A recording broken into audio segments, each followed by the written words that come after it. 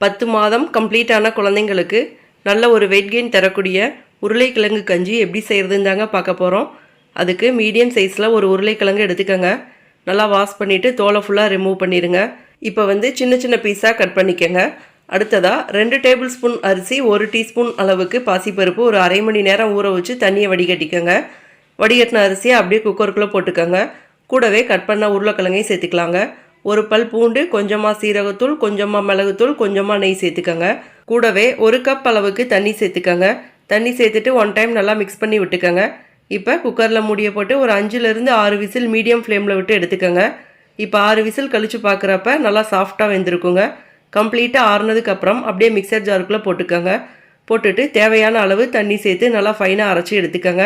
அவ்வளோதாங்க. இந்த கஞ்சி பார்த்தீங்கன்னா மார்னிங் பிரேக்ஃபாஸ்ட்டுக்கோ லஞ்ச் டைம்லையோ குழந்தைக்கு கொடுக்கலாங்க. இதே மாதிரி நிறைய ஹெல்த்தியான பேபி ஃபுட் ரெசிபீஸ்க்கு நம்ம சேனலை சப்ஸ்கிரைப் பண்ணிக்கோங்க. தேங்க்யூ.